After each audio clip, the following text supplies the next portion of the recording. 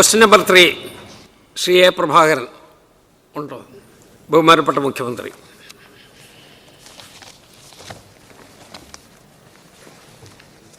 സാറേ, ഉണ്ട്. അപ്രതീക്ഷിതമായ ചികിത്സാ ചെലവുകൾ പല കുടുംബങ്ങളിലും വൻ സാമ്പത്തിക ബാധ്യതയാണ് സൃഷ്ടിക്കുന്നത്. ഇത്തരം ബാധ്യത ലഘൂകരിക്കുന്നതിനും കുടുംബങ്ങൾക്ക് കൈത്താങ്ങാകുന്നതിനുമായി എല്ലാ കുടുംബങ്ങൾക്കും 25 ലക്ഷം രൂപ വരെയുള്ള സൗജന്യ ഉമ്മൻചാണ്ടി ആരോഗ്യ ഇൻഷുറൻസ് പദ്ധതി നടപ്പിലാക്കുന്നതാണ്.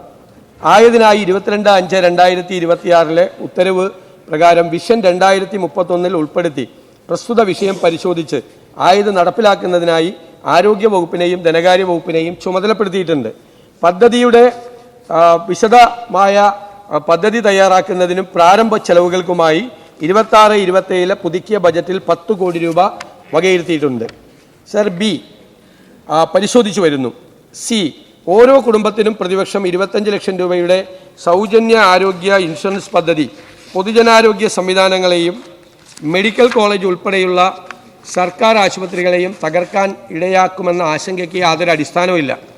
സർ, ഡി, ഉമ്മൻചാണ്ടി ആരോഗ്യ ഇൻഷുറൻസ് പദ്ധതി നടപ്പാക്കുന്നത് സാധാരണ ജനങ്ങളുടെ ചികിത്സാ ചെലവുകൾ ലഘൂകരിക്കുന്നതിനും മെച്ചപ്പെട്ട ആരോഗ്യ പരിപാലനം ഉറപ്പാക്കുന്നതിനുമാണ്. സർക്കാർ ആരോഗ്യ കേന്ദ്രങ്ങളുടെ അടിസ്ഥാന സൗകര്യ വികസനത്തിനും മരുന്ന് ലഭ്യത ഉറപ്പാക്കുന്നതിനും ഈ സർക്കാർ പ്രതിജ്ഞാബദ്ധമാണ്. കാരുണ്യ ആരോഗ്യ സുരക്ഷാ പദ്ധതി നടപ്പാക്കുന്ന സ്റ്റേറ്റ് ഹെൽത്ത് ഏജൻസിക്ക് ഈ ഇനത്തിൽ ഈ സർക്കാർ അധികാരത്തിൽ വരുമ്പോൾ 2017 കോടി രൂപ കുടിശ്ശികയും മരുന്ന് സംഭരണ ഏജൻസിയായ KMSCLന് മരുന്ന് സംഭരിച്ച ഇനത്തിൽ 300 കോടി രൂപ കുടിശ്ശികയും ഉണ്ടായിരുന്നു. ആരോഗ്യ സുരക്ഷാ പദ്ധതികളുടെ നടത്തിപ്പ് കാര്യക്ഷമമാക്കുന്നതിനുള്ള നടപടികൾ സർക്കാർ സ്വീകരിച്ചു വരുന്നു. ശ്രീ എ പ്രഭാകരൻ. സർ, നമ്മുടെ രാജ്യത്ത് ഇതര സംസ്ഥാനങ്ങൾക്ക് മാതൃകയായി കഴിഞ്ഞ 5 വർഷത്തിനുള്ളിൽ 8425 കോടി രൂപയുടെ സൗജന്യ ചികിത്സയാണ് കേരളം നൽകിയത്. ഇൻഷുറൻസ് ഇല്ലാത്തവർക്ക് സാർവത്രിക ആരോഗ്യ പരിരക്ഷ നടപ്പിലാക്കുന്നതിന് അനുമതിയും നൽകി. ഇത്തരത്തിൽ പൊതുജനാരോഗ്യ സംവിധാനത്തെ കൂടുതൽ ശക്തിപ്പെടുത്തുന്നതിന് പകരം സ്വകാര്യ ആശുപത്രികളെയും ഇൻഷുറൻസ് കമ്പനികളെയും സഹായിക്കുന്നതായി ഈ നിർദ്ദിഷ്ട ഇൻഷുറൻസ് പദ്ധതി മാറില്ലേ? ഈ പദ്ധതി നടപ്പിലാക്കുന്നതിന് സംസ്ഥാന ഇൻഷുറൻസ് വകുപ്പിനെ കൂടി പരിഗണിക്കുമോ എന്നതാണ് എൻ്റെ ചോദ്യം. മുഖ്യമന്ത്രി. സർ, സംസ്ഥാനത്തെ ഏറ്റവും പാവപ്പെട്ടവർക്കും ഏറ്റവും സാധാരണക്കാർക്കും അവർക്ക് സൗജന്യ ചികിത്സ എത്തിച്ചു കൊടുക്കുന്നതിന് വേണ്ടിയിട്ടുള്ള വളരെ വിശദമായൊരു പദ്ധതിയാണ് ഈ ഇൻഷുറൻസ് പദ്ധതി. സാർ, ഗവൺമെൻറ് ഒരു ഇൻഷുറൻസ് പദ്ധതി ഏർപ്പെടുത്തിയാൽ മെഡിക്കൽ കോളേജ് അടച്ചുപൂട്ടി പോകുമെന്നും ഗവൺമെൻറ് ആശുപത്രി അടച്ചുപൂട്ടി പോകുമെന്നും സ്വകാര്യ ആശുപത്രികൾക്ക് ലാഭം കിട്ടുമെന്നുള്ള വിചിത്രമായ ഒരു വാദമാണ്. അതൊരു കാരണവശാലും അംഗീകരിക്കാൻ പറ്റില്ല. ഈ കാരുണ്യ ഇൻഷുറൻസ് പദ്ധതിയിൽ 2000 ചില്ലാൻ കോടി കൊടുക്കാനുള്ളതിൽ ഏറ്റവും കൂടുതൽ തുക കൊടുക്കാനുള്ളത് എവിടെയാണ്? സ്വകാര്യ ആശുപത്രികളിലാണ്. ഇപ്പോഴത്തെ ഇൻഷുറൻസ് പ്രോജക്റ്റ് ഇപ്പോൾ നടന്നുകൊണ്ടിരിക്കുന്നതും സ്വകാര്യ ആശുപത്രികളെ കൂടി ബന്ധപ്പെടുത്തിയിട്ടാണ്. അപ്പോൾ ഒരു ഇൻഷുറൻസ് പദ്ധതി ഗവൺമെൻറ് കൊണ്ടുവരുമ്പോൾ ആ ഇൻഷുറൻസ് പദ്ധതിയിലെ ഗുണഭോക്താക്കൾക്ക് അവർക്ക് സ്വകാര്യ ആശുപത്രിയിൽ ചികിത്സ നിഷേധിച്ചതിൻ്റെ അർത്ഥം എന്താണ്? അപ്പോൾ അതിനർത്ഥം എല്ലാവരെയും നമ്മൾ മെഡിക്കൽ കോളേജിലേക്കും എല്ലാവരും ഗവൺമെൻറ് ആശുപത്രിയിലേക്കും കൊണ്ടുവരിക എന്നതാണോ? മെഡിക്കൽ കോളേജിൽ ഒരു ബെഡിൽ 3 പേര് കിടക്കുക എന്നാണ് പരാതി. നമ്മൾ അവിടെയുള്ള പേഷ്യൻസിനെ കുറച്ചു കൊണ്ടുവരുകൂടി വേണം. അവിടെയാണ് ഏറ്റവും കൂടുതൽ സാധാരണക്കാർ പോകുന്ന സ്ഥലത്ത്. ഈ ഇൻഷുറൻസ് പദ്ധതിയിൽ സർക്കാർ ആശുപത്രികളും സ്വകാര്യ ആശുപത്രികളും പങ്കാളികളാകും. അത് സ്വകാര്യ ആശുപത്രികളെ പങ്കാളികളാക്കിയില്ലെങ്കിൽ അതിനർത്ഥം നല്ല ചികിത്സ നിഷേധിക്കുന്നു എന്നാണ് ഇൻഷുറൻസിലെ ഗുണഭോക്താക്കൾക്ക്. ഒരു കാരണവശാലും സർക്കാർ അനുവദിക്കില്ല. അതുപോലെ തന്നെ മെഡിക്കൽ കോളേജ് ആശുപത്രികൾ ഉൾപ്പെടെയുള്ള സർക്കാർ ആശുപത്രികൾക്കും ഇപ്പോഴും ഇൻഷുറൻസ് പദ്ധതിയുടെ ഭാഗമാണ്. അതുപോലെ തന്നെ ഭാഗമായിട്ട് അവർ പ്രവർത്തിക്കും. പിന്നെ ഇൻഷുറൻസ് തുക പ്രീമിയം ഗവൺമെൻറ് എത്രയാണ് കൊടുക്കാൻ പോകുന്നത് എന്നുള്ളത് ആ പ്രോജക്റ്റിൻ്റെ DPR തയ്യാറാക്കി ഇൻഷുറൻസ് കമ്പനികളുമായി എഗ്രിമെൻ്റ് വയ്ക്കുമ്പോൾ മാത്രമാണ് സ്റ്റേറ്റ് ഗവൺമെൻറ് എത്ര കോടി രൂപ ഇൻഷുറൻസ് പ്രീമിയമായി അടയ്ക്കണമെന്ന് തീരുമാനിക്കേണ്ടത്. മാത്രമല്ല വിശദാംശങ്ങൾ തീരുമാനിക്കണം. ഞാൻ കഴിഞ്ഞ ദിവസം സംസാരിച്ചതുപോലെ ഏറ്റവും പാവപ്പെട്ടവർക്ക് പ്രീമിയം കൊടുക്കണ്ട എന്ന് നമ്മൾ തീരുമാനിച്ചു. മാസം 1.5 ലക്ഷം രൂപ ശമ്പളം കിട്ടുന്ന ഒരാൾക്ക് പ്രീമിയം കൊടുക്കണ്ട എന്ന് തീരുമാനിക്കേണ്ട ആവശ്യമുണ്ടോ? അപ്പോൾ അയാൾക്ക് ചിലപ്പോൾ ഒരു നിശ്ചിത തുക ഇതിൻ്റെ അകത്ത് നിന്ന് പ്രീമിയമായി കൊടുക്കാൻ തീരുമാനിക്കേണ്ടി വരും. അത് സംബന്ധിച്ച വിശദാംശങ്ങൾ തയ്യാറാക്കാൻ വേണ്ടിയിട്ടാണ് ഈ 10 കോടി രൂപ വകയിരുത്തിയിരിക്കുന്നത്. അതിനർത്ഥം 10 കോടി രൂപ ഇൻഷുറൻസ് പദ്ധതിക്ക് വകയിരുത്തിയെന്നല്ല. പ്രാരംഭ ചെലവുകൾക്കും DPR തയ്യാറാക്കുന്നതിനും വേണ്ടി നമ്മൾ വാഗ്ദാനം ചെയ്ത ആ പദ്ധതി നടപ്പാക്കുക തന്നെ ചെയ്യും. Second question. സാർ, കേവലം 10 കോടി രൂപ മാത്രമാണ് ഈ പദ്ധതിക്ക്. അതിൻ്റെ ഇപ്പോൾ ബഹുമാനപ്പെട്ട മുഖ്യമന്ത്രി അത് മറുപടി പറഞ്ഞു. എന്ന് ഈ പദ്ധതി ആരംഭിക്കും എന്നതിനെ സംബന്ധിച്ച് വ്യക്തമാക്കാമോ? അതോടൊപ്പം സൂപ്പർ സ്പെഷ്യാലിറ്റി ആശുപത്രി സംവിധാനങ്ങൾ പരിമിതമായ പാലക്കാട് പോലുള്ള ജില്ലകളിൽ തൊട്ടടുത്ത സംസ്ഥാനങ്ങളിലെ സൂപ്പർ സ്പെഷ്യാലിറ്റി ആശുപത്രികളെ കൂടി നിർദ്ദിഷ്ട ഇൻഷുറൻസ് പദ്ധതിയുടെ പരിധിയിൽ കൊണ്ടുവരുമോ എന്നതാണ് മുഖ്യമന്ത്രി. സർ, നമ്മളിത് ഈ വന്നിട്ട് നമ്മൾ 1 മാസമായിട്ടുള്ളൂ. ആ 1 മാസത്തിനുള്ളിലാണ് 2 ഇന്ദിരാ ഗ്യാരണ്ടി പദ്ധതികൾ നടപ്പിലാക്കിയത്.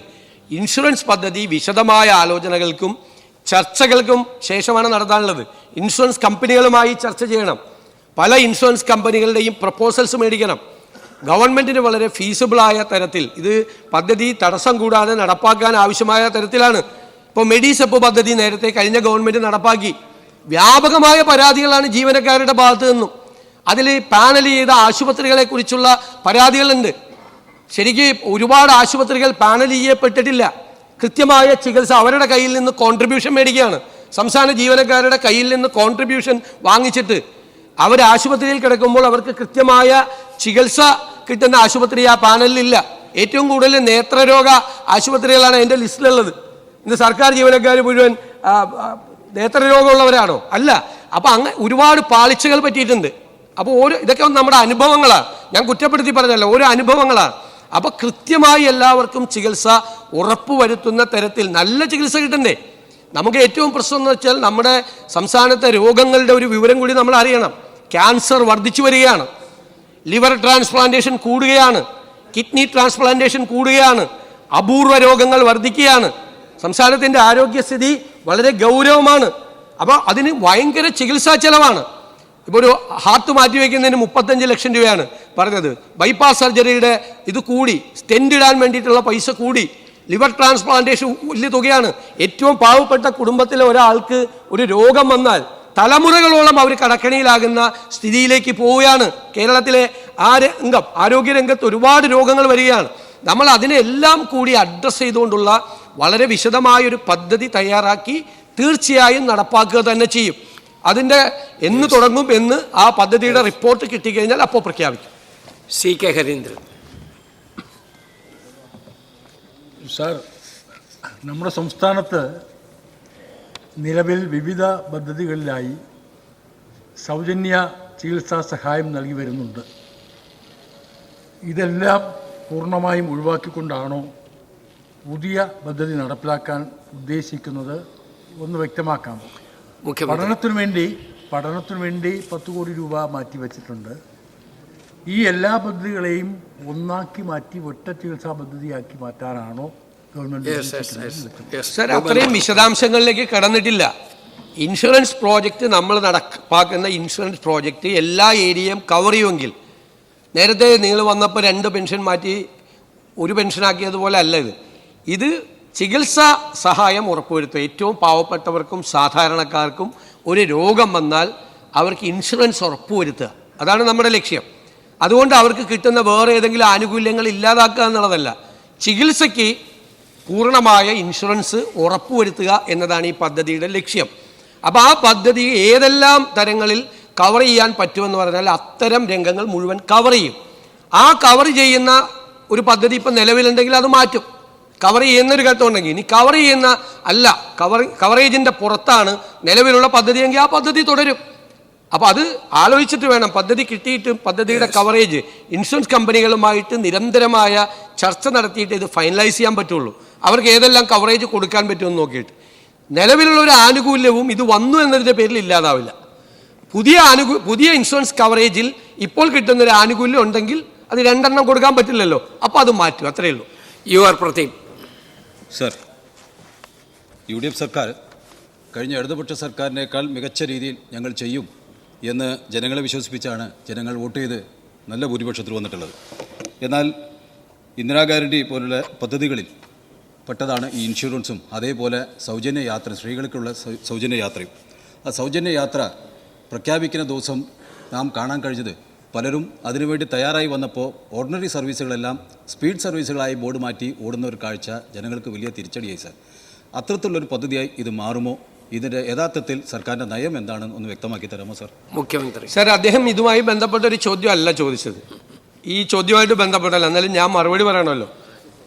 സാർ, 1 മാസത്തിനുള്ളിൽ ആദ്യത്തെ ഇന്ദിരാ ഗ്യാരണ്ടി നടപ്പിലാക്കിയപ്പോൾ പണ്ട് 1600 രൂപയുടെ പെൻഷൻ 2500 ആക്കുമെന്ന് പറഞ്ഞിട്ട് 4.25 വർഷം കഴിഞ്ഞ് 400 രൂപ കൂട്ടിയതുപോലെ അല്ലത്. ആദ്യത്തെ മാസം നടപ്പാക്കി.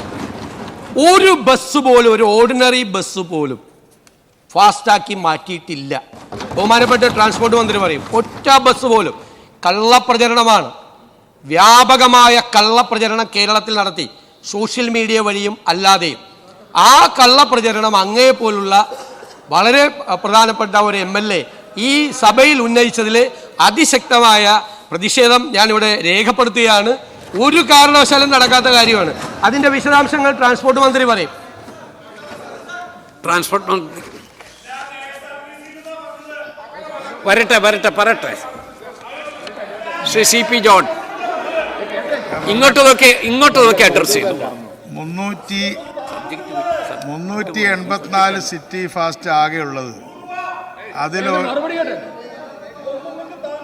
അതിലൊരു സിറ്റി ഫാസ്റ്റ് പോലും ഒരു ഓർഡിനറി പോലും സിറ്റി ഫാസ്റ്റ് ആക്കിയിട്ടില്ല. 1 2 പറഞ്ഞോട്ടെ ശാന്തമായിട്ട് വലിയ കാര്യമൊന്നുമില്ല. ഇപ്പൊ തന്നെ നമ്മൾ ശ്രീ CP ഇപ്പൊ തന്നെ നമ്മൾ റൂട്ട് മാറിയാ ഓടിക്കൊണ്ടിരിക്കുന്നത്. ഒരു സിറ്റി ഫാസ്റ്റ് ക്വസ്റ്റ്യൻ വേറെയാണ്, ഓർഡിനറി ആക്കിയത്. പക്ഷേ ചർച്ച വേറെ രൂപത്തിലാണ്. MLA ഇവിടെ ഇരിക്കുകയാണ്, വിൻസെന്റ്. ഒരു സിറ്റി ഫാസ്റ്റിനെ ഓർഡിനറി ആക്കി അവിടുത്തെ ആളുകളുടെ അഭ്യർത്ഥന പ്രകാരം. അത് ഉദ്ഘാടനം ചെയ്ത MLA ഇവിടെ ഇരിക്കുകയാണ്, വിൻസെന്റ്. അതുകൊണ്ട് ആരോ ഒരു പ്രചരണം കൊടുത്തത് ബഹുമാനപ്പെട്ട പ്രതിപക്ഷാംഗങ്ങൾ വിശ്വസിക്കരുത്. ഇനി ഏതെങ്കിലും ഒരു ഓർഡിനറിയെ സിറ്റി ഫാസ്റ്റ് ആക്കിയിട്ടുണ്ടെങ്കിൽ പറയൂ, അത് തിരിച്ചാക്കാം. അങ്ങനെ ഉണ്ടാവാൻ പറയാൻ കഴിയില്ല. ഞാൻ വാശിയോടുകൂടെ പറയാണ്, എഴുതി തന്നോളൂ. ഏതെങ്കിലും ഒരു ഓർഡിനറി സിറ്റി ഫാസ്റ്റ് ആയിട്ടുണ്ടെങ്കിൽ അത് എഴുതി തന്നാൽ അത് ഉടനെ പരിശോധിക്കും. അങ്ങനെ ചെയ്യാൻ ഉദ്ദേശിക്കുന്നില്ല. ശ്രീ AK മഷ്റഫ് വരട്ടെ ശാന്തായിട്ട്. ഒന്നാമത്തെയും നിൽക്കൂ. മാസം തികയുന്നതിന് മുമ്പ് ക്വസ്റ്റ്യൻ അവറിന്റെ അതിനകത്ത് ചോദ്യോത്തരമായിട്ടല്ലേ വരിക. സൗജന്യ യാത്രയും വയോജന വകുപ്പും രൂപീകരിച്ച് ഇന്ത്യയിൽ ശ്രീ സുമോദ് അഷ്റഫ്, ഒരു സെക്കൻഡ്, സുമോദിന്റെ കൂടെ കഴിഞ്ഞിട്ടേ വരുള്ളൂ. അഷ്റഫ് സാർ, സിറ്റി ഫാസ്റ്റ് ബസിന്റെ സ്റ്റിക്കർ തിരുവനന്തപുരത്ത് ഒട്ടിക്കുന്നു വ്യാപകമായി പ്രചരിപ്പിച്ച മാധ്യമങ്ങളാണ്. ആ മാധ്യമ ശ്രദ്ധയുടെ അടിസ്ഥാനത്തിലായിരിക്കാം നേരത്തെ പ്രദീപ് MLA കഴിഞ്ഞത്. സാർ, എൻ്റെ ചോദ്യം 90 ലക്ഷം. സാർ, എൻ്റെ ചോദ്യം 90 ലക്ഷം കുടുംബങ്ങൾക്ക് സൗജന്യ ഇൻഷുറൻസ് ഏർപ്പെടുത്തുന്നതിന് പ്രതിവർഷം ഗണ്യമായ തുക വേണ്ടിവരും. ഈ തുക എപ്രകാരം കണ്ടെത്താനാണ് സർക്കാർ ഉദ്ദേശിക്കുന്നത്? അത് തുക എത്രയായിരിക്കും അതിൻ്റെ സ്റ്റേറ്റ് ഗവൺമെൻറ് പ്രീമിയം അടയ്ക്കേണ്ടതെന്ന് തീരുമാനിച്ചു കഴിഞ്ഞാൽ അത് കണ്ടെത്തും. ഇപ്പോൾ പറഞ്ഞല്ലോ, KSRTCയിൽ ഓർഡിനറി ബസ്സിന് യാത്ര ചെയ്യാൻ അനുവാദം കൊടുത്തപ്പോൾ 800 കോടിയോളം രൂപയാണ് സംസ്ഥാന സർക്കാർ KSRTCക്ക് കൊടുക്കാൻ പോകുന്നത്. 800 കോടിയോളം രൂപ, 700-നും 800-നും ഇടയിൽ കോടി രൂപ കൊടുക്കേണ്ടി വരും. അത് സംസ്ഥാന സർക്കാർ കൊടുക്കുകയാണ്. അത് കണ്ടെത്തി കൊടുക്കുകയും അതോടൊപ്പം KSRTCയെ സ്വയം പര്യാപ്തമാക്കുകയും ചെയ്യും. ഗവൺമെൻറ്റിനൊരു ഇക്കണോമിക് മോഡലുണ്ട്. ആ ഇക്കണോമിക് മോഡല് വളരെ ശ്രദ്ധയോടുകൂടിയും കാര്യക്ഷമമായും നടപ്പാക്കും. ഇപ്പോൾ നമുക്ക് എത്രയാണ് കോൺട്രിബ്യൂഷൻ എന്ന്, ഗവൺമെൻറ്റിൻ്റെ പ്രീമിയം എത്രയാണെന്ന് തീരുമാനിക്കാൻ കഴിയില്ല. ഞാൻ ആവർത്തിച്ച് ഈ കാര്യം പറഞ്ഞതാണ്. നേരത്തെ പെൻഷൻ്റെ കാര്യം പറഞ്ഞപ്പോഴും വളരെ വ്യക്തമായി പറഞ്ഞ കാര്യമാണ്. ശ്രീ AK മഷ്റഫ്. സർ, 1 മാസം തികയുന്നതിന് മുമ്പ് 2 ഇന്ദിരാ ഗ്യാരണ്ടികൾ നടപ്പിലാക്കി ഇന്ത്യക്ക് മോഡലായ ഒരു ഗവൺമെൻറ്റിൻ്റെ പ്രയാണമാണ് തുടരുന്നത്. പ്രത്യേകം അഭിനന്ദിക്കുകയാണ്. കേരളം ഏറെ, നമുക്കൊക്കെ അറിയാം, MLA-മാരൊക്കെ ഓഫീസ് തുറക്കുമ്പോൾ 50% ആളുകൾ വരുന്നത് ഹോസ്പിറ്റലിൻ്റെ ബില്ലും വൃക്ക, മജ്ജ, ലിവർ പോലെയുള്ള മാറ്റിവെക്കലിൻ്റെ പ്രയാസം പറഞ്ഞുകൊണ്ടാണ് നമ്മുടെ മുമ്പിലെത്തുന്നത്. ബഹുമാന്യനായ മുഖ്യമന്ത്രി നല്ല ഹോംവർക്ക് നടത്തി ഇന്ത്യയിൽ ഏറ്റവും മികച്ച മുഖ്യമന്ത്രിയാണ് എന്ന് ഞങ്ങൾക്കറിയാം. ഈ 25 ലക്ഷം രൂപയുടെ പോളിസിയിൽ ഒന്ന്, കിഡ്നി മാറ്റിവെക്കൽ, വൃക്ക മാറ്റിവെക്കൽ, മജ്ജയും ലിവറും മാറ്റിവെക്കുന്നത് ഉൾപ്പെടുത്തുമോ എന്നുള്ളതും. എൻ്റെ മഞ്ചേശ്വരം മണ്ഡലക്കാർ ആശ്രയിക്കാനുള്ള ഏക ഹോസ്പിറ്റൽ എന്ന് പറയുന്നത് പരിയാരം മെഡിക്കൽ കോളേജാണ്. ഒരു 50-60% ആളുകൾ മംഗലാപുരത്തെ ഹോസ്പിറ്റലുകളെയും മെഡിക്കൽ കോളേജുകളെയുമാണ് ആശ്രയിക്കുന്നത്. അങ്ങയുടെ ഇൻഷുറൻസ് പോളിസിയിൽ ഞങ്ങളുടെ കാസർഗോഡ് അതിർത്തിയിലെ ആളുകൾക്ക് മംഗലാപുരത്തെ ഹോസ്പിറ്റലുകൾ കഴിഞ്ഞ കാലങ്ങൾ കാരുണ്യ ബെനവലന്റ് ഫണ്ടിലും അത് ഉൾപ്പെടുത്തുമോ എന്നുള്ളതാണ് എൻ്റെ ചോദ്യം. ഞാനിവിടെ നേരത്തെ സൂചിപ്പിച്ചതുപോലെ ഗുരുതരമായ രോഗങ്ങൾ ഉണ്ടാകുമ്പോൾ ലക്ഷക്കണക്കിന് രൂപയാണ് ഒരു കുടുംബത്തിന് ചെയ്യേണ്ടി വരുന്നത്. കുടുംബത്തിൻ്റെ ബാലൻസ് മുഴുവൻ പോവുകയാണ്. നമ്മൾ ഓരോ ചികിത്സയും ആശുപത്രിയിൽ ബില്ല് കൊടുത്ത് ഇറങ്ങുന്നത് വീട് പണയപ്പെടുത്തിയിട്ടാണ് ഇറങ്ങുന്നത്. വീട് പണയപ്പെടുത്തിയിട്ട് എനിക്ക് എത്രയോ കേസുകൾ അറിയാം. വീട് പണയപ്പെടുത്തിയിട്ടാണ് ഇറങ്ങുന്നത്. എന്നിട്ട് പിന്നീട് റിക്കവറി വന്ന കുടുംബങ്ങളെ നമുക്കറിയാം. ചികിത്സാ ചെലവെന്ന് പറയുന്നത് ഏറ്റവും കൂടുതലുള്ള സംസ്ഥാനമാണ്. ഔട്ട് ഓഫ് പോക്കറ്റ് എക്സ്പെൻഡിച്ചർ ഇന്ത്യയിലെ നമ്പർ 1 സംസ്ഥാനമാണ് കേരളം. 70% ആണ് out of pocket expenditure. We have made studies. ഞങ്ങൾ ഹെൽത്ത് കോൺക്ലേവ് നടത്തി. വിദേശത്തും നമ്മുടെ സംസ്ഥാനത്തുമുള്ള രാജ്യത്തുമുള്ള ആരോഗ്യ വിദഗ്ധരെ 300ഓളം ഡോക്ടർമാരെ പങ്കെടുപ്പിച്ചു. ഹെൽത്ത് കമ്മീഷൻ വെച്ചു. ഞങ്ങൾ വിശദമായി പഠനം നടത്തിയിട്ടാണ് ഞങ്ങൾ മാനിഫെസ്റ്റോ തയ്യാറാക്കിയത്. ആ മാനിഫെസ്റ്റോയിലാണ് അതിൻ്റെ തുടർച്ചയായിട്ടാണ് ഗവർണറുടെ നയപ്രഖ്യാപന പ്രസംഗവും ഈ ബജറ്റും വന്നത്. വളരെ ഗൗരവത്തോടു കൂടി ആരോഗ്യ മേഖലയിലെ ഈ വിഷയങ്ങൾ ഞങ്ങൾ കാണുകയാണ്. കാരണം അത്രമാത്രം സാമ്പത്തികമായി കുടുംബങ്ങൾ തകർന്നു പോവുകയാണ്. നമ്മൾ ജനപ്രതിനിധികൾ എന്നുള്ള നിലയിൽ നമ്മളെല്ലാം സ്വന്തം ഓഫീസിലിരിക്കുന്നവരാണ്. രാവിലെ മുതൽ നമ്മളെ കാണാൻ വരുന്നവരിൽ ബഹുഭൂരിപക്ഷം ആളുകൾ ഈ ചികിത്സിക്കാൻ പണമില്ലാത്തത് കൊണ്ട് നിവൃത്തിയില്ലാതെ നിൽക്കുന്നവരാണ്. ഒരു ജനപ്രതിനിധി എന്നുള്ള നിലയിൽ എത്രയോ കേസുകളാണ് നമ്മളെല്ലാവരും കൈകാര്യം ചെയ്യുന്നത്. ചിലർ മരിച്ചു കഴിഞ്ഞാൽ ഡെഡ് ബോഡി ആശുപത്രിയിൽ നിന്ന് എടുക്കാൻ പറ്റുന്നില്ല. കാരണം അവിടുത്തെ പേയ്മെൻറ്റ് നടത്താൻ പൈസയില്ല. ഡെഡ് ബോഡി പുറത്തേക്ക് കൊണ്ടുവരണം. എത്ര സ്ഥലത്ത് ഞാൻ ഉൾപ്പെടെ നിങ്ങളെല്ലാം ഗ്യാരണ്ടി കൊടുത്തിട്ടുണ്ട്. നമ്മൾ ഈ ഡെഡ് ബോഡി അവിടെ നിന്ന് വിട്ടുകൊടുക്കാൻ വേണ്ടിയിട്ട് എത്ര ആശുപത്രികൾ കൊടുത്തിട്ടുണ്ട്. എത്ര ഗൗരവതരമായ വിഷയം. നമുക്കൊക്കെ പലർക്കും പല ആശുപത്രികളിലും ലക്ഷക്കണക്കിന് രൂപ നമ്മൾ കടം പറഞ്ഞിരിക്കുകയാണ് പല പാവപ്പെട്ട ആളുകൾക്കും വേണ്ടി. സർ, ഇതിനൊക്കെ ഒരു ശാശ്വതമായ പരിഹാരം ഉണ്ടാക്കണമെന്നുള്ള സതുദ്ദേശത്തോടു കൂടിയാണ് ഈ പദ്ധതി ഉമ്മൻചാണ്ടിയുടെ പേരിൽ ഈ ഇൻഷുറൻസ് പദ്ധതി നടപ്പാക്കുന്നത്. ഏറ്റവും കൂടുതൽ കാരുണ്യ പ്രവർത്തികൾ ചെയ്യാൻ നമ്മളെ എല്ലാവരെയും പ്രേരിപ്പിച്ചൊരു വലിയ മനുഷ്യന്റെ നാമധേയത്തിലാണ് UDF സർക്കാർ ഈ പദ്ധതി നടപ്പാക്കുന്നത്. അങ്ങ് ഉന്നയിച്ച മംഗലാപുരത്തെ ആശുപത്രികൾ പെടുത്തുമോ എന്നുള്ള കാര്യം ബഹുമാനപ്പെട്ട മലമ്പുഴ അംഗം അതേ ആവശ്യമാണ് മുന്നോട്ട് വെച്ചത്. പാലക്കാട് ആ പ്രദേശത്ത് ആശുപത്രികൾ ഇല്ലാത്തത് കൊണ്ട് കോയമ്പത്തൂരിലെ ആശുപത്രികൾ ഉൾപ്പെടുത്തുമെന്ന് നിങ്ങൾ 2 നിയമസഭാംഗങ്ങളും ഉന്നയിച്ച കാര്യം കൂടി ചില പ്രത്യേക ജില്ലകൾക്ക് പരിഗണിക്കാൻ പറ്റുമോ എന്ന് ആലോചിക്കാം. തീർച്ചയായിട്ടും